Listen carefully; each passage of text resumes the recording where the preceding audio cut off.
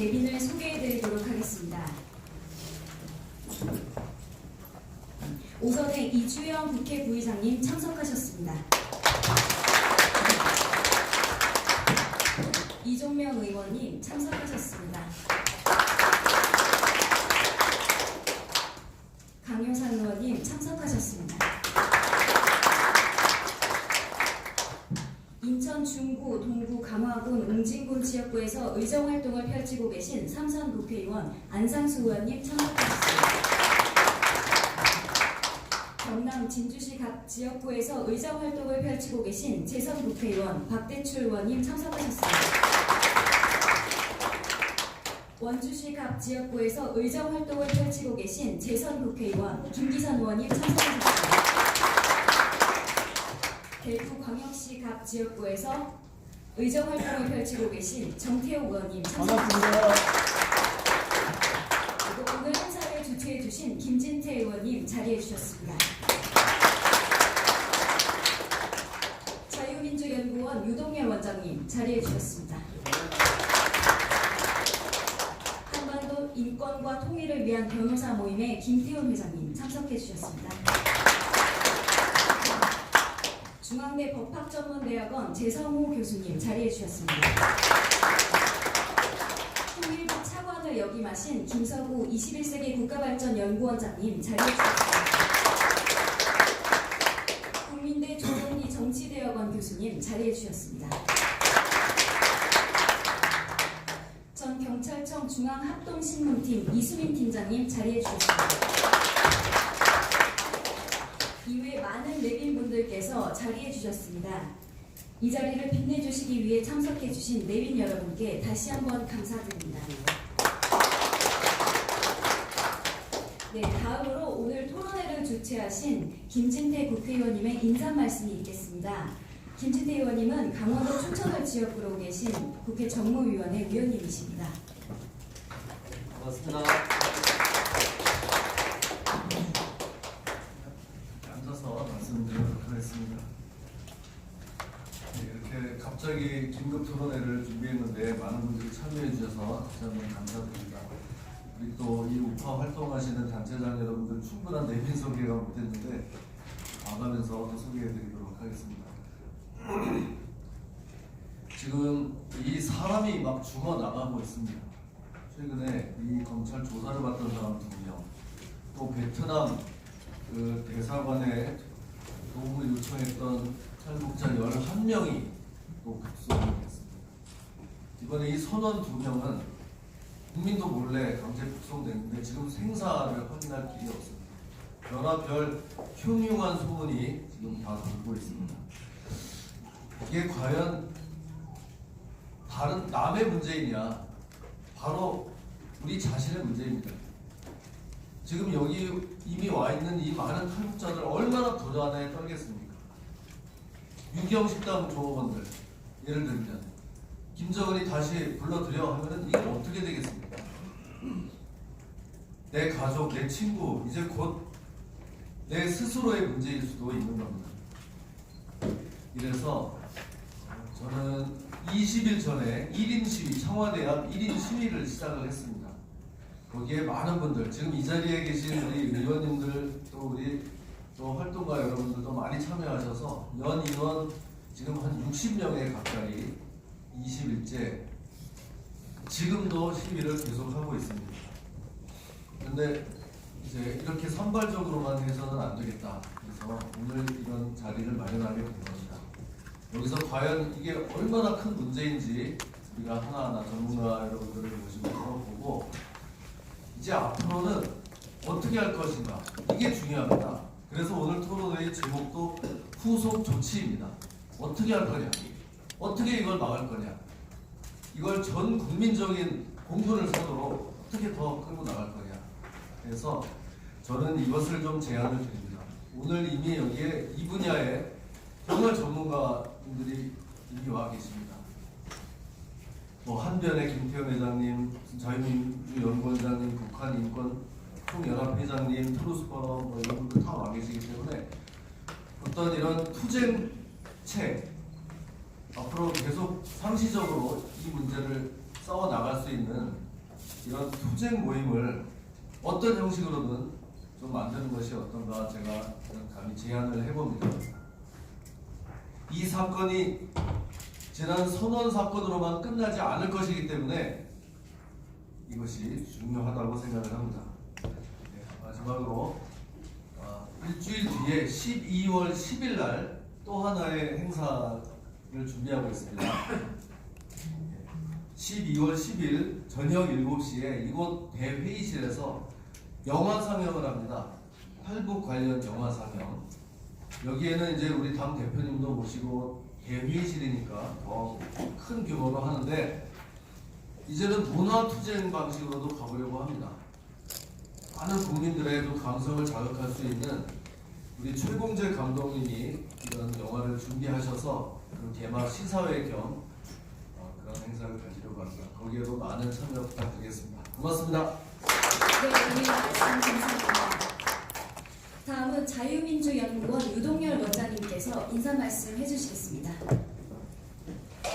예, 저는 제 인사말은 여기 제가 자료로 나와 있는 인사말로 가름하고자 합니다. 대신에 오늘 우리 자유민주연구원에서 많은 어르신이 오셨기 때문에 저는 소개를 해드리겠습니다. 우리 고용주 전 방송문화진흥원 이사장, 또 서울 남부지검장 고용주 이화여대 사회학원의 김성죽 박사님 오셨습니다. 이동호 전 여의도 연구원 부원장이죠. 서대문 을 지금 담임위원장 맡고 있습니다. 여의도 연구원의 이인석 박사님 이윤식 박사님 오셨습니다. 다음은 그 대전지검 차장검사를 지내신 우리 이문재 변호사님 오셨습니다. 한면의 이재용 변호사님 오셨습니다. 에스코운동의 정정희 목사님 오셨습니다. 우리 경찰청 보안국장 연임하시고 경북경찰청 연임하신 이병진 전 청장 나오셨습니다. 감사합니다. 네, 원장님 말씀 감사합니다. 이번 토론회 성공적 개최를 위해 좋은 말씀해주신 두 분께 다시 한번 감사드립니다. 다음은 오늘 토론회를 축하해주시기 위해 참석해주신 이주영 국회 부의장님의 축사가 있겠습니다. 힘찬 박수로 맞아주시기 바랍니다.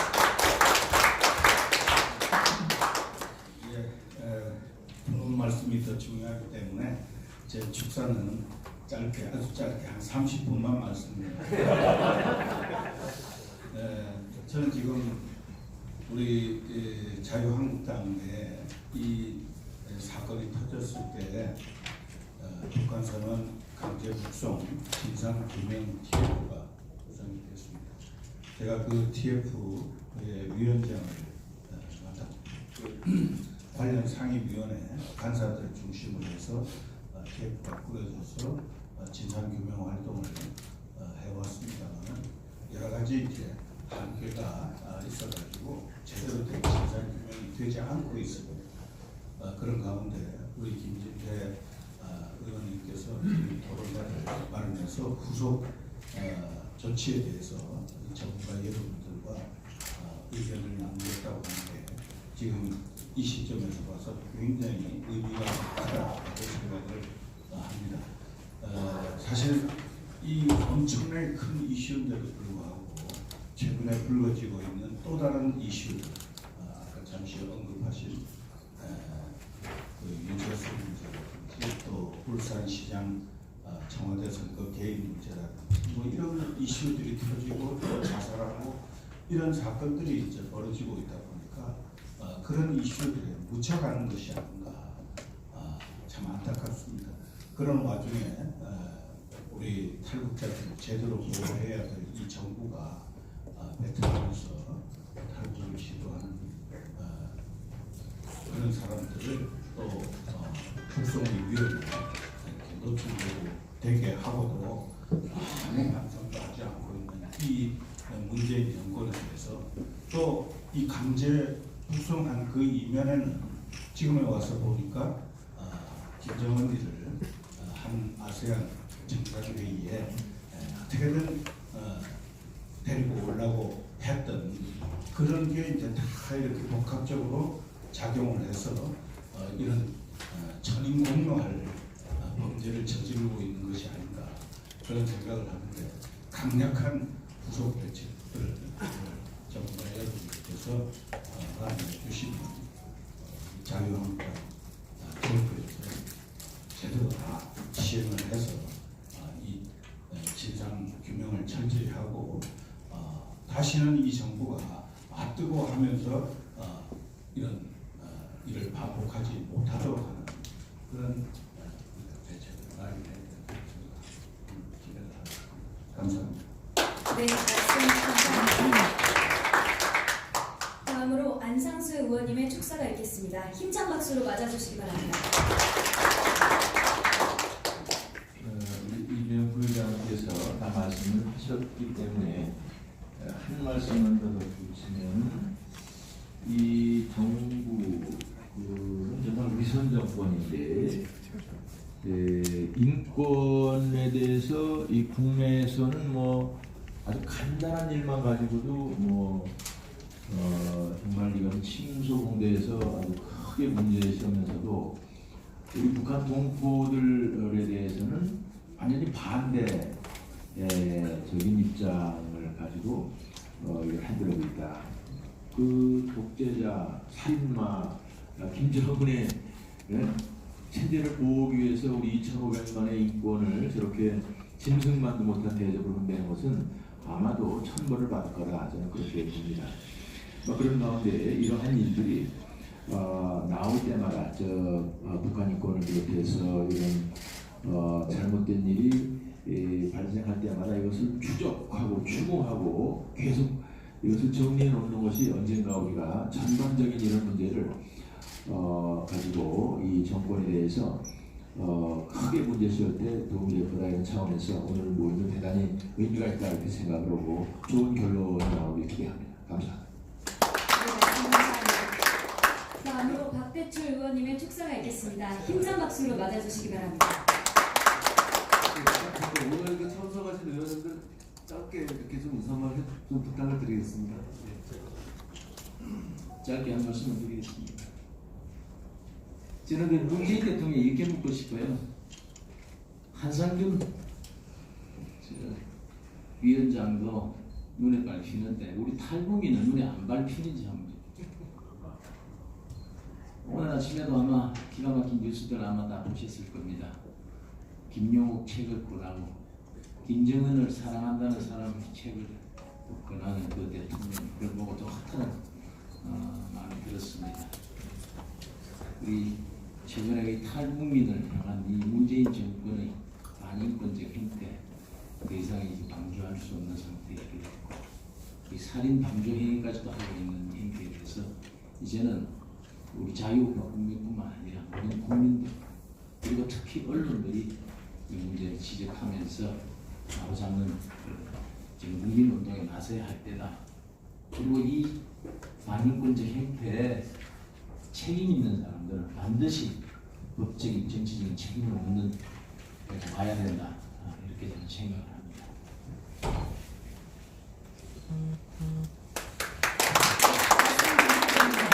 다음으로 김기전 의원님의 축사가 있겠습니다. 힘찬 박수로 맞아주시기 바랍니다.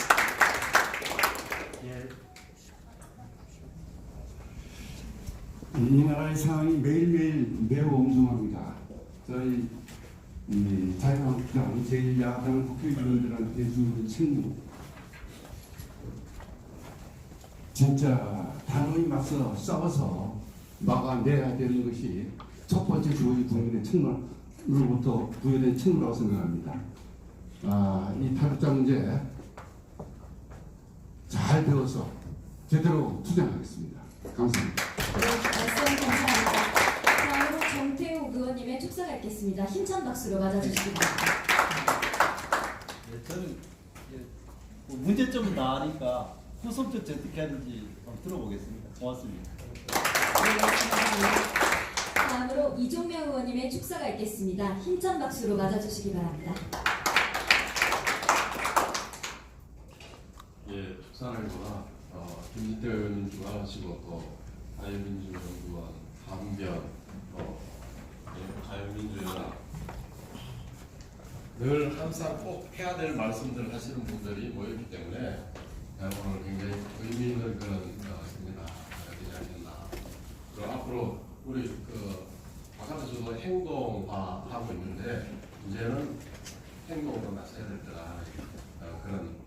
소리, 한 행동을 할 수 있는 시발점이 되었으면 좋겠습니다.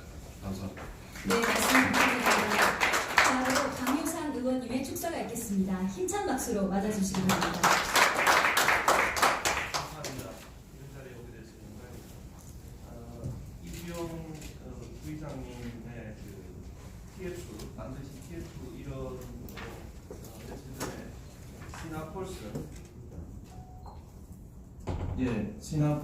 며칠 전에 시나폴슨 유엔 인권 사무소를 저희가 방문했습니다.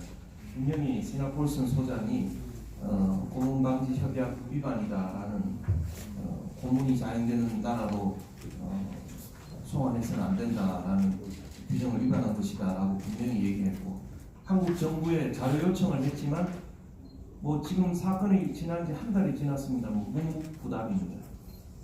저희 오늘 고견을 바탕으로 보도에 따르면 청와대가 최종 결정을 했다고 하니까 청와대와 그리고 청와대에 대한 법적, 정치적 책임을 어떻게 추궁하고 실현해 나갈 것이냐는 좋은 말씀 많이 듣도록 그래야겠습니다. 감사합니다.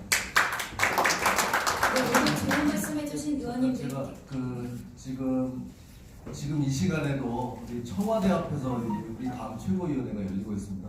아시다시피 워낙 지금 이 난세에 밖에 나가서 모든 이런 행사들이 많이 있어서 오늘 이 정도 우리 의원님들이 참석해 주신 것만 해도 정말 참 고마운 일이고, 다들 일당백 하시는 분들이기 때문에 정말 감사드립니다. 그럼 이제 사진 촬영을 먼저 하시고 본격적으로 이제 토론에 들어가고, 지금 지금 막 예. 정말 우리 자유의 투사, 우리 당의 지도자인 심재철 전 부의장님 지금 입장하고 있습니다. 네. 인사 말씀까지 한 말씀 부탁드립니다. 아이고, 이렇게 소중한 기회를 김지태 의원님께서 마련해 주셔서 대단히 의미가 깊습니다.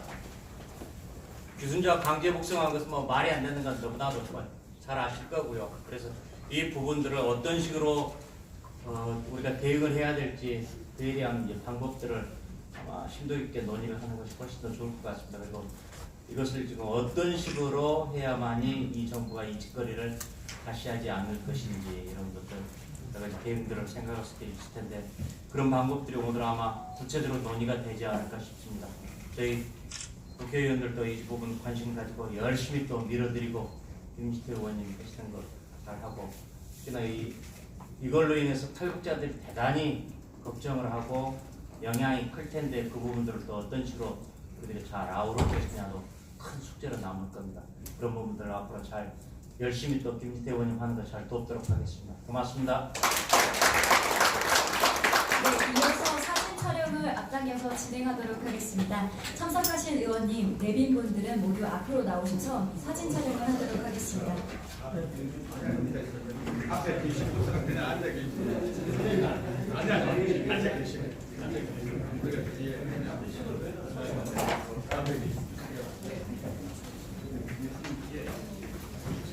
석동현 선배님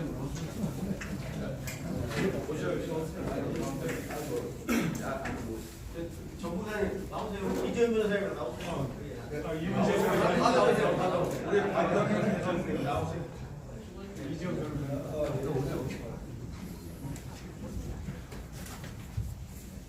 앉아 계신 분들은 다 나오시라니까. 좋은 말 할 빨리 나오세요. 네, 사진 촬영 진행하겠습니다.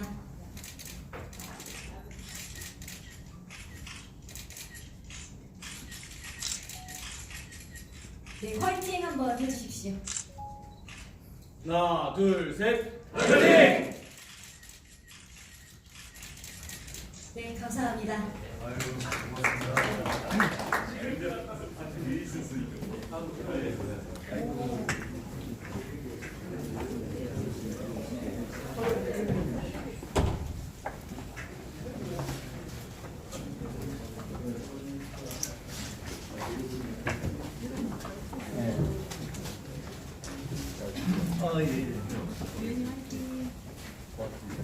예. 네, 그럼 이어서 토론회를 시작하도록 하겠습니다. 유동열 원장님께서 사회를 맡아주시겠습니다. 네, 예, 감사합니다. 예, 그 토론회 사회에 앞서서 좀 우리 자유민주당에서 아주 큰 역할을 하고 계신 몇 분이 또 오셨기 때문에 소개를 해드리겠습니다. 석동현 전 부산지검장 및 현재 한변 공동대표님 석동현 변호사님 모셨습니다. 그리고 신도철 숙명여대 교수님 모셨습니다. 그 다음에 우리 정창근 현재 한국유리관리학회 회장님 모셨습니다. 그 다음에 국정원 수사단장 되신 우리 황인덕 단장님 오신 것 같은데 나가셨어요? 저기 계시군요. 네, 예. 네, 그럼 제가 진행하겠습니다. 먼저 오늘 이 정책 토론회를 주최하자고 이 김유태 의원님께서 제의가 왔을 때 아주 정말 시적절합니다. 이제 한탄만 하지 마시고 앞으로 재발 방류도 하고 이런 문제에 대해서 이 문재인 정권이 보여준 이러한 입장에 대해서 사람을 중시한다, 인권을 중시한다는 대통령이 사람을 경시하고 인권을 경시하는 이러한 그 유일배반적인 행동을 했기 때문에 반인도적이고 반헌법적인 처사를 안을 수 있습니다. 그래서 이제 앞으로 이런 일이 또다시 발생했을 때 어떻게 우리가 대응할 것이냐는 이런 문제도 논의하고 현 문재인 정부에 대한 책임론을 분명히 물어야 됩니다. 이번에 몸무림은 헌법적 가치를 존중하는 새로운 정권이 재창출됐을 때 분명히 이런 문제를 신적폐청산의 제1호 사건으로 간주를 해가지고 낱낱이 이 처리 자체를 밝혀야 된다. 그래서 이런 의미에서 오늘 두 분의 발제자와 세 분의 토론자를 모셨습니다. 첫 번째는 주로 우리 한변의 북한 인권운동에 아주 최전선에서 활동해 계시는 김태훈 회장님을 모시고 한변에 이번 사건의 사태를 알아보고요. 두 번째는 제2발제자는 국제법전공이죠. 우리 중앙대학교 법학전문대학원의 재성호 교수님 모셨습니다. 그 다음에 토론자로 오랫동안 전 통일원 차관도 하셨지만 오랫동안 북한 인권운동에 앞장서 오신 김성우 차관님을 모셨고요. 그 다음에 조용기 전 고등학교 북한학과 교수, 현재는 국민대 초등교수로 계시는데 이 조용기 교수님, 그리고 제가 오늘 좀 특이한 분을 한번 모셨습니다. 이러한 해상 탈북이라든지 또는 탈북이 발생했을 때 이 정부에서는 중앙 합친조, 지금은 합동조사로 바뀌었지만은 이 합친을 하게 돼 있는데 경찰청에서 한 15년 넘게 중앙 합친 팀장으로 활동해왔던 이수민 전 과장님을 모셨습니다. 그래서 생생하게 이 합심이 어떻게 진행이 되고 어떻게 처리하는데 이번 사건 경우에는 어떠한 문제가 있다는 것을 아마 낱낱이 지적을 해줄 건데, 그래서 이 5분, 2분의 발제자와 3분의 토론을 듣겠습니다. 발제는 20분을 기준해서 한 25분 정도, 토론은 10분을 기준해서 15분 정도 하겠습니다. 먼저 우리 김태훈 변호사님께서 발제해 주시죠. 예, 김태훈 변호사입니다. 이 사건의 사실관계는 여기 오신 분들이 전부 관심도 많이 가지고 계시고 또 그 분야에 대해서 전문적인 지식을 가지고 계시기 때문에 아시리라고 생각이 됩니다. 그래서 아주 요약해서만 말씀드리겠습니다. 11월 아시다시피 11월 7일 날 국회에서 안거식 1차장의 스마트폰의 메시지에 JS의 임모준명의 문자 메시지가 언론에 포착됨으로써 세상이 알려진 계기도 참 이렇게 돼 있어요. 다시 우리가 추적을 해보니까 이미 10월 30일부터 동해 NLL을 그래서 넘어오려고 애쓰는 걸 못 넘어오게 격퇴하고 넘어오려고 격퇴하고 계속 시소 게임을 하다가 결국에는 11월 2일 날 납부를 해가지고 합동신문을 했는데 겨우 이틀간 조사하고서는 국정한 결심을 하고 11월 5일 날 북한에 타정을 했어요. 그건 다 공식으로 나온 겁니다. 근데 그날이 어떤 날이냐? 한 아세안 정상회의에 김정은을 초청하는 날입니다. 초청을 하면서 딱 보니까 무슨 머리에 넘기를 떠오르는 게 어떻게 이렇게 딱 둘이 떠나죠? 이례적으로 짧은 기간 내에 보내겠다. 받겠느냐? 하면서 처참했다.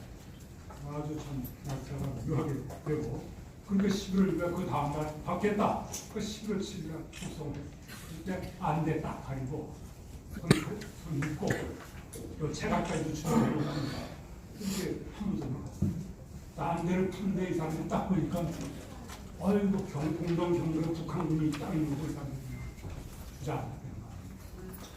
어떻게 이런 일이 대한민국에서 이렇게 이런 일이 21세기 인권국가로 착한 나라에서 이런 일이 생길 수가 있습니다. 뿐만 아니라 국민당은 거짓말만 계속합니다. 이 사람들이 죽더라도 북으로 돌아가겠다 이런 아주 습관이 또 바로 어선을 갖다가 북한을 보냈어요. 보내면 다 청소를 다 해서 깨끗하게 청소해서 싹 보내고 한 종 아무것도 안 났어요. 그런데 이제 이런 사태인데 그래가지고 이제 국정원과 통일부가 수가 이제 자기네가 결정한다. 누가 했느냐? 청와대가 했다 이렇게 얘기하겠습니다. 현재까지 드러난 사실이 딱 그렇게 드러나고 있습니다. 여기에 대해서 자 우리는 이제 본격적으로 헌법 우선 이 사건은 지금 요새 생기는 사건이 모든 것이 대한민국의 국기를 건드리는 민주제도 대한민국의 근본을 흔드는 사건입니다. 이 사건도 대한민국의 근본입니다. 저는 이 사건은 헌법 3조 대한민국의 영토는 한반도와 그 부속 도서라. 이 헌법 3조는 저는 보기에 아마 많은 헌법학자들이 동의하겠고 헌법 1조에 대한민국 민주공화국이다. 못지않게 중요한 조문이 바로 이 헌법 3조입니다. 이 헌법 3조를 건드린 사건입니다. 자꾸 모든 사람들은 뭐 살인범이다, 귀순이다 이게 중요한 건 아니고 북한 주민은 원래가 대한민국 국민입니다. 헌법 3조 이것은 대법원 판결이 1996년 11월 12일 선고 966 221 명시합니다. 헌법 3조를 해석하면 그렇게 나옵니다. 북한 정도 대한민국 그 사람이 귀순 의사를 표시했던 상관없는 거예요. 이게 없어요. 그런데 이 사람은 그래서 다만 실효적 지배를 우리가 못하고 있기 때문에 통치권을 행사하고 못할 뿐입니다. 근데 이 북한서는 분명히 실효적 지배로 들어갔습니다. 그런데 대한민국의 사법주권을 행사했습니다. 당연히 이런 전제에 있습니다. 그래서 결국은 이 사건은 생명권을 침해했다. 우선 헌법에 생명권 조항은 없습니다. 그러나 이건 대전제로서 기본권 중에 기본권이고 기초적인 기본권이기 때문에 당연히 해석상 나오는 생명권입니다. 이 북한은 2014년 유엔 COI 레포트가 얘기했다시피 조직적이고 광범위하고 중대한 인권 침해가 이 현재도 일어나고 있습니다. 그 인권 침해의 중대성에 대해서는 현대 사회에서 유례를 찾아볼 수 없습니다. 생명권이 보장이 안 됩니다. 그렇기 때문에 이런 나라로 보냈다는 것은 바로 생명권을 침해했다. 살인 방위죠. 살인 모이다. 이렇게까지 얘기할 수 있습니다. 그 다음에 인권의 존엄과 가치입니다. 이 사람들은 인권 지옥을 피해서 행복을 축해서 내려온 사람입니다. 그 행복 축복을 침해했습니다. 또 거주 이전의 자를 침해했습니다. 어디 가고 싶은 데로 왔는데 그랬습니다. 또 신체의 자를 침해했습니다. 포박을 하고 안때를 가지고 강제로 국정을 신체의 자를 침해했습니다. 또 재판 정권을 침해했습니다. 이 사람들이 이미 실효적 지배를 받는 대한민국으로 왔기 때문에 재판 청구권이 있어서 당연히 대한민국의 사법권을 행사해야 되는데 이 거칠 결이 전혀 없이 이틀 만에 조사하고 3일 5일 만에 그다음에 변호인의 조력을 받은 것을 침해했습니다. 그러나 물론 조금 이것은 눈에 띄는 것만 해도 중요한 기본권 중에 기본권을 모두 다 침범했고 더 나아가서 헌법 27조의 무죄 추적의 원칙을 또 침해했습니다. 전체 16명을 죽였다 그러는데 16명 죽였는지 몇 명을 죽였는지 판결과 전혀 없습니다. 오히려 우리가 역추적하는 바에 하면 오징어배 길이 17m 15톤짜리 거기는 우리 북한 어느 선원들 얘기 들어보니까 많이 다 7, 8명 사는데 꽉꽉 차서 억지로 16명, 19명이 되는 거죠. 3명이 되는 거니까 19명이 탔다. 그런데 3명에서 16명을 죽였다. 이게 도대체 모르겠습니다. 납득이 도무지 안 됩니다. 그렇죠. 이런 사태가 있고, 무죄 추정의 원칙이 저는 상식에 맞지 않고, 그 다음에 분명히 알코올이 치면 이게 도대체 말이에요. 이게 우연히 스마트폰에서 대대장이 국가안보실 1차장한테 메시지가 포착이 안 됐으면 영영 모를 뻔했어요. 이게 중대한 국내 알코올 환보 주식 중입니다. 나아가서 이것은 국내법뿐만 아니라 국제법에 뭐 많이 있습니다. 눈에 띄는 것만 눈에 보는 방식이 있습니다. 1995년 2월 8일부터 발효가 되고 있는데 이 3조형은 이렇게 본받을 우려가 있는 나는 절대로 소환해서는 안 된다. 이건 명시적으로 위반했습니다. 그거에 대한 가장 가까운 판례가 있어요.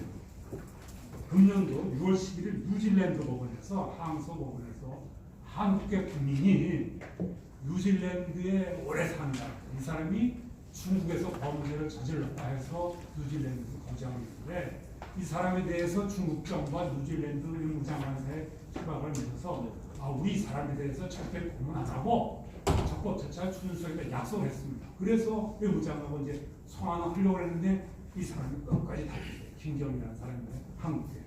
그랬더니 뉴질랜드 법원에서 안 된다. 중국은 이건 인권 준수하지 않고 이 나라에 가면 사형 제도가 준수되고 있는 나라다. 안 된다. 그랬습니다. 이게 바로 금년 6월 10일입니다. 그러니까 이런 것을 붙여보더라도 우리 국민방지법에 따라서 이 사람은 절대로 그래서는 안 되는데 이 나라는 우리나라는 완전히 이게 인권 추진이 되어 있습니다. 그 밖에 여러 가지 법률가 있습니다. 뭐 형법이란 말할 것도 없습니다. 살인, 공모, 방조죄, 체포, 감금죄, 직무유기, 직권남용죄, 증거인멸죄 다 이게 해당이 됩니다. 뭐 그렇고 이제 이 사건은 그래서 후속 대응이 중요합니다. 그래서 저는 이제 18쪽으로 넘어가면은 저는 그래서 이걸 읽어요. 스마트폰에 이게 포착이 안 됐으면 이걸 깜깜 모를 뻔했어요. 어떻게 이런 일이 있습니까? 카메라에 잡혔어요. 동동경기구역 대대장이 18쪽에 청와대 안보실 1차장이 보낸 문자가 10월 7일에 딱 포착이 됐는데 이건 정말 그래서 저는 이거는 청와대 수뇌부가 직접 관여하여 대한민국 국민을 이틀간의 졸속 조사 끝에 적법 절차 없이 전격적으로 고문, 처형 위험이 있는 높은 북한으로 강제 북송함으로써 헌법과 법률 및 국제인권규범을 심각하게 위반한 대한민국 초유의 중대한 인권 침해 사건이고 현재로는 대통령의 국민 생명권 침해 사건이다. 이렇게 안보실 1차장, 안보실장, 비서실장 이 사람들 참모입니다. 참모. 누가 결정을 합니까? 근데 통일부장관, 국정원장, 임모중령이 문자에서 보냈지만 이 사람들이 결정을 우광장한다. 그럼 누가 결정을 했어요? 남은 것은 직보해서 대통령이 결정했다는 합리적인 추론을 이르게 됩니다. 이건 너무나도 중대하다. 그래서 이거는 문재인 정부 들어서 북한인권법이 삼라되는 등 북한인권을 철저히 음연등해 갔지만 이 사건은 분단 이후 선례를 찾아볼 수 없는 초법적이며 비상식적인 매우 심각한 사건입니다. 이 사건이 있던 이후에 나아가서 정부는 지난 11월 14일 제74차 유엔총회 제3위원회 북한인권 결의안 공동제안국에서도 2008년 이후 처음으로 빠져버렸어요. 명백한 대북 불정적인 사례를 보입니다. 그래서 이거는 북송된 북한선을 구출할 그런 신속히 벌림과 동시에 철저히 진상을 규명해서 관련자에 대해서 저는 헌법 5조에서 헌법과 법률 위반했기 때문에 탄핵 절차에 들어가야 되고 또 민형사상 책임을 완전히 물어야 됩니다. 그러면 그동안에 저희들이 해준 활동상을 좀 말씀드리겠습니다. 우선 첫째로 북송된 북한선은 구출 활동을 저희가 벌였습니다. 우선 유엔 등 국제사회와 연대하여 북한으로 하여금 국성된 북한 선언을 고문 촬영 등의 비인도적 처벌을 하지 않도록 압력 설득 등을 해줄 것을 지금 고소 구체한 활동을 전개 필요하고 지금 벌고 있습니다. 그래서 저희 한변이 그날 11월 11일 날 유엔 처형 특별보고관이 있습니다. 그 유엔을 참고로 말씀드린 보고관인데 보고관이 두 시스템, 하나는 thematic mandate라고 해가지고 주제별 특별보고관이 있고 또 하나는 나라별 특별보고관이 있습니다. 그래서 주제별 특별보고관에는 이제 여기서 말하는 Special Report on Extrajudicial Summary or Arbitrary Execution, 그러니까 처형에 관한 특별보고관이 가장 중요합니다. 그래서 왜냐하면 이 북한에서는 이 초법적으로 사용하기 때문에 그래서 처형에 관한 특별보고관, 그 다음에는 이제 고문에 관한 특별보고관, 그 다음에 나라별 특별보고관에서 이제 북한 인권 특별보고관이 토마스 웨어 퀸타나가 있습니다. 이 세 사람한테 개인적으로 어전 커피를 저희가 보냈습니다. 그랬더니 이례적으로 그 다음날 웨어 퀸타나에서 다들 우리 관심 있다. 조사하겠다 왔습니다. 저는 상당히 고민가 됐습니다. 그래서 이게 유엔에서도 굉장히 관심을 가지고 있다. 이렇게 저희는 직감을 했고요. 그랬다. 근데 4월에 10월 14일 날 울망치와 정의로운 통일을 생각하는 본관문에서 강제적 비자발적 실정구에 관한 실무를 또 공동사를 했고, 그 다음에 18일 날은 저희들이 밑에 이제 단체들이 대한민국의 인권단체 거의 다 망라했고, 그중에는 HRNT에서 북한 위원회, 인권위원회라고 미국에도 있습니다. 저런 단체까지 다 포함해서 거의 모든 유엔의 특별보고관, 또 OHCHR, 또 제네바의 각국 대표단들한테 공동선을 보냈습니다. 그랬더니 이제 OHCHR과는 이제 언론위원회를 통합해가지고 OHCHR 유엔 인권 15대에서도 좀 관심을 가지고 있다. 그래서 이제 저희들이 볼 때 두 가지로 그랬습니다. 하나는 북한의 압력을 넣어서 청을 못하게 해달라. 일단 대한민국 정부에 대해서는 자율방지 대책을 세워달라. 유엔 고문방지 협약을 위반했으니까 이와 같은 거에 대해서 준절히 문의하고 자율방지 대책을 세워달라고 두 가지를 보냈습니다. 이렇게 보냈고요. 그래서 지금 답변이 현재 온 거는 이제 두 군데서 왔고, 그다음에 아까 말씀 주신 신학교에서도 바로 13일 날 저희한테 답변이 와서 우리 관심 있다. 체크하고 있다. 대한민국 정부와 교섭하고 그렇게 왔습니다. 그런 적이 있고, 그 다음에 이제 제안은 제안을 드리기를 지금 영국, 독일, 스웨덴 등 인권 옹호에 적극적이면서 북한의 외교 공간 등 나라들이 있습니다. 평양에. 그게 바로 지금 말씀드린 영국, 독일, 스웨덴인데 이런 나라와 지금 우리 한국당 참 인권학장 계신 분들이 많이 계신데 이런 나라가 접촉을 해가지고 평양의 주재 외교 공간으로 하여금 북한의 집회 연락해서 이 두 사람을 처형을 하지 않도록 이런 활동을 좀 벌이고 있다. 그런 생각을 들고, 또 영국, 미국, 프랑스, 독일, 캐나다 등 인권운동을 자극적인 나라들이 또 국가원수 또는 하원, 국회 단독 인권 결의안을 좀 발표했습니다. 그래서 저는 참고로 이제 그때 미국의 그때 그 프리텍이라고 이제 로비 단체가 지금 결성이 돼서 했는데 거기에 활동하신 분들하고 했더니 결의안을 만드는 데 시간이 많이 걸립니다. 그래서 저는 최근 몇 개월 걸린다고 했는데 그렇다 하더라도 이런 활동을 해서 국제적인 압력을 넣는 것이 굉장히 중요하다. 그런 생각이 들고 그래서 이제 국제적으로 이렇게 우선 유엔을 움직이는 게 가장 중요합니다. 근데 유엔이 의외로 상당히 관심을 가지고 있으니까 그래도 계속 30개 단체를 했으면 앞으로도 계속 거듭해서 유엔에 유엔에서도 아주 유수의 단체들, MST 인터내셔널 같은 단체, 국제 사면위원회, 또 HRM, 또 여러 가지 이런 단체들이 활동하고 있으니까 한 번만 하지 말고 두 번, 세 번 해서 국제사회에서 문재인 정권에게 참여된 거, 고문방지 협약을 위반했다는 것을 국제적으로 주지화시키는 게 굉장히 중요하다. 그런 것이 되고, 저희들이 이제 연구들이 하고 있고, 또 마침 한국당에서도 이주영 부의장님이 위원장이 되셔가지고 활발하게 활동을 하고 계십니다.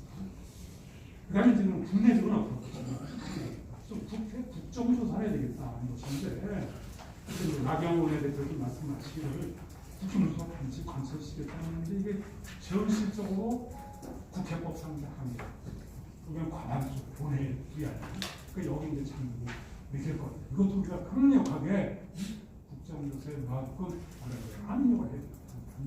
강력하게 국정조사를 해야 될 것이고, 다음엔 저희가 그래서 전략상은 저희가 국가인권위에 진정을 했어요. 왜냐? 이 국가인권위원회는 헌법에는 명시가 안 됐지만 유엔 파리 조약에 의해서 유엔 기준에서 설립된 독립. 그래서 국가인권위는 국제기구와 연대할 수가 있습니다. 그래서 저희가 11월 11일에 자 지금 국가인권위는 지금 해체운동까지 마치고 있다. 차준영에서 북한인권에 대해서 문재인 정권이 들어선 이후에 북한인권에서 한마디 우리가 이렇다 할 특별한 성명도 없고 발표는 없다. 그래서 지금 해체운동도 벌어지고 있는데 이거야말로 국가인권위원회가 목소리를 낼 수 있는 게 아니냐. 그리고 이거 저희가 특히 국가인권위에서 주목한 것은 인권 침해를 조사할 수 있는데 형사 고발의 경우에는 대통령은 헌법 84조에서 내란 또는 위헌죄를 범한 경우를 제외하는 재직 중 형사상 소출을 받지 않습니다. 그래서 이 여기에 장벽에 맞춰가지고 수사가 안 되는데 그것도 부실이 됐어요. 그러나 국가인권위원회법의 인권침해 조사는 대통령이 여기서는 제어할 수 없습니다. 그래서 저희는 강력하게 대통령을 조사해야 된다. 그래서 결국에는 이 사건은 일반 일개 대대장이 직보하는 거고 이건 결정권은 대통령입니다. 당신들이 잘 명운을 걸고 인권위원회 국제사회와 연대해가지고 직접 청와대 조사를 이렇게 하고 있고 그랬더니 하여간 언론에 나온 거 보면 27일날 뭐 특별사건에서 조사국가 서울을 나옵니다. 한번 대축구를 할 것이고 일반적인 트랙을 거쳐가지고 뭐 안연하게 뭐 사실대로 한다고 해서 답변을 때까지 기다리고 그럴 것이 아니고 인권위원회들이 총출동을 해가지고 직접 조사를 하고 해야 된다. 저는 이렇게 생각하고 있고 바로 이제 2, 3일 내에 구속될 예정입니다. 그 다음에 이제 형사 고발인데 이제 정의통일 법률 모임에서 그날 같은 날 국정원장, 정경도 국방장관, 정의용 청와대 국가안보실장, 김현철 통일부 장관은 형법상 직권남용, 직무유기, 살인방조 등의 혐의로 서울중앙지검에 고발을 해서 지금 현재 중앙지검 공동수사 일부에 한편 병렬적으로 저희가 바로 여기 나섰습니다. 바로 그 합동신문 오늘 참 중앙합동신문팀에서 전직 이수민 팀장님 오셨는데 제가 정보 공개 청구를 해서 경찰청, 국정원, 통일 뭐 등등을 해 국방부 해서 합동신문 조서, 귀순의항서, 질문응답서에 대해서 정보 공개 청구를 했더니 며칠 전에 답변이 왔어요. 이거는 국가정보공개청구법의 단서조항에 해당되기 때문에 공개할 수 없다. 그래서 역시 그렇구나 해서 여기에 대해서는 저희들이 이제 바로 이의 신청을 하고 행정조정을 해가지고 같은 이전입니다. 그래서 이제 부정을 저희가 말씀드리고 해서 이거는 끝까지 이 정보공개청구 거부에 대해서 경찰청장, 국정원장, 또 국방장관 등등 통일장관 상대로 정보공개 청구에 최저까지 소송을 예정이 있습니다. 그다음에 이제 국제형사재판소 제소도 또 지금 탈북민 단체들을 중심으로 우리 고용재 장관이 주관을 지금 하고 있습니다. 그래서 이것도 저는 할만하다고 봅니다. 왜냐하면 국제형사재판소에 관한 로마 규정에 의하면 7조의 그 추방, 데포테이션에 해당됩니다. 그래서 이거는 추방이기 때문에 이것도 추진할 만하다 해서 대례로 보고 그러면 저는 더 나아가서 이 사건은 전수조사가 필요하다. 왜냐면요, 좀 제가 밑에 썼습니다만 전 정권 들어와가지고 하나같이 2019년은 지난 9월 9월까지 5명을 북한으로 돌려버렸는데 평균 송환기한이 3일 아주 짧아요. 근데 보면 2010년부터 올해 9월까지 북한 주민을 매년 5명 내지 37명을 송환했답니다. 총 185명을 소환했으며 평균 소환 기간은 6일 내지 7일이에요. 근데 이게 소환 기간이 자꾸 짧아지고 있고, 근데 2010년, 2011년은 평균 소환 기간이 각각 19일, 14일인데 이게 짧아지고 있어요. 그래서 이 부분을 도대체가 저희들이 근래에 들어가지고 귀순했다는 걸 저희가 들을 수가 없고, 오늘 들은 건 지난번 6월 15일 삼천 목성 귀순 사건. 근데 4명이 넘었는데 2명이 남고 2명을 보내되는 거예요. 근데 우리가 듣기에는 이 2명 한 사람도 이게 본의가 아니었다는 말이 많이 들었습니다. 그래서 이 부분도 저희는 국회에서 국정조사라든가 아니면 관계상관을 불러가지고 목선 사건도 심의를 지금 조사해야 될 것이냐. 그래서 전수조사를 해야 된다. 금년 문재인 정권에서 도대체 남한의 MLA 노무현 사건이 일면을 어떻게 넘어왔고 이 사건도 해야 된다. 이런 생각이 들고요.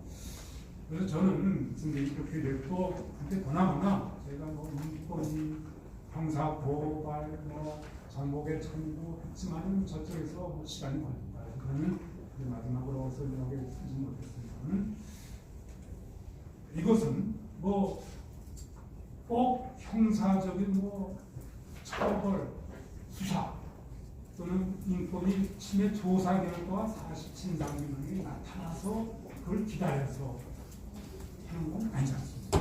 그래서 박근혜 대통령 탄핵할 때도 꼭 형사처벌 기다릴 것도 아니고 이거는 나쁜 것만 보기 때문에 이것이 언론사 사실 자체가 상당히 구체적이고 함정의 추론이 가능합니다.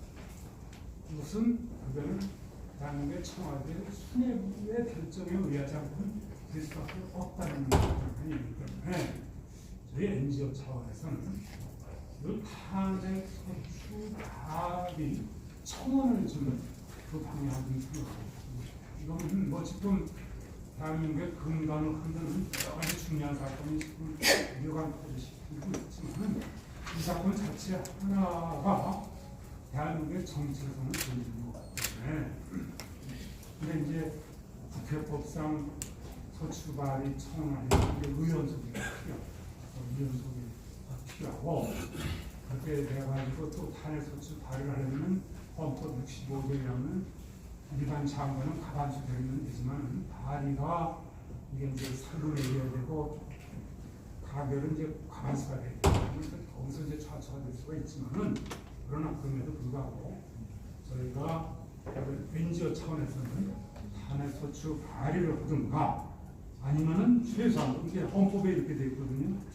대통령에 대한 탄핵 소추는 국회의원 과반수의 발의고, 그러니까 발의 자체가 과반수가 필요하고 또 제적으로는 3분의 1 이상의 찬성이기 때문에 발의가 안 되고 그냥 묵살이 되버리면 이 추동력을 죽어버리려는 거기 때문에 저희가 시점 문제에 저희가 이제 보고했는데, 그래서 일단은 탄핵 소추 발의 청원까지 안 하고 탄핵 소추 발의 촉구를 한번 하고 해서 여론을 좀 누리게 만든 다음에 이제 우리 동조하는 의원들의 소개를 받아서 청원까지 해서 이러니까 이 사건을 또 충차게 하는 것을 우리에게 흥미를 시켰지 않을까, 이렇게 저는 말씀을 드려보고 이상으로 저희 단체를 마치겠습니다. 감사합니다.